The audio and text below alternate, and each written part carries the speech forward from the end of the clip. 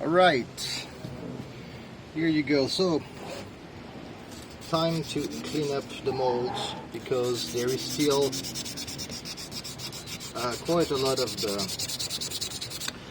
the process layering that can be visible. So I'm going to start sanding it a little bit. I'm doing it lightly because I don't want to lose the details, like the changes in the facing, in the directions of the different body parts. But usually what I will do is I'll do what I consider to be a good little first pass with the sanding, test it with the vacuum form, and then see how it goes, because sometimes the visible lines on the PETG, on the clear plastic, are not visible when you paint them, but nevertheless when you get the product, the fact that they are visible lines might be an issue for people, which is understandable. The main thing usually is to make sure that the windows are as clear as they can be. So this is not going to be a problem I have here, because this body has no windows whatsoever, and I'm really pleased with the thickness of the body part separations here. This should be pretty cool.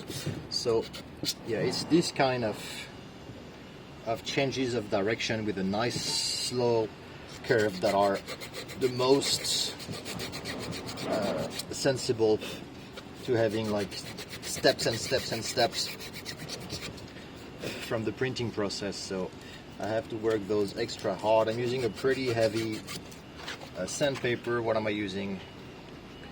That's a number 0. I'm not sure, but it's a fairly heavy sandpaper for now. I need to do the big of the work. I need to be extra careful around those because there is a slight extrusion around where the lenses are going to be, and I do not want to flatten or round those around. I want them to stay as rigid, as square as possible, so I have to be extra careful around there. Similarly around the vents on top of the front tires. So this is something I did on the GT6 body, and this gives an enormous amount of downforce on the front wheel. It's unbelievable. Well, those are fairly aggressive as well, but that's such a small little shape can make such a strong effect on the general downforce.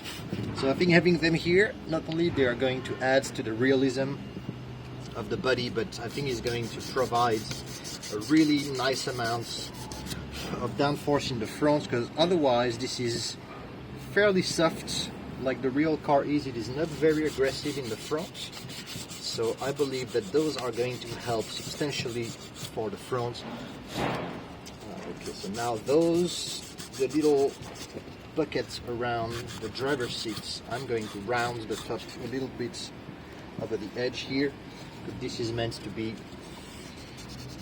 I'm not sure what those were made of. It was some kind of a plexiglass, or actually parts of the molding, the aluminum parts, panels of the car. Oh, this is very, very soft here. That's great. The body, I'm going to leave it as is for the moment. I might do some... Hey buddy, I got the expert here. I might do some either stickers or shape the clothes like I did on the vintage car, but most likely I'm going to do some kind of stickers for the driver's clothes. Sorry, I'm sure the camera is super shaky when I'm sanding, but I have to sand.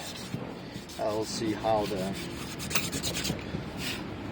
the stabilizer works in the camera. So anyway, I'm going to keep doing that on the 3 main body molds, and then I will see you back again when I'm getting ready to do the first vacuum forming to see how it goes. Is it going to be a disaster when the parts can go out, or is it going to be an amazing success?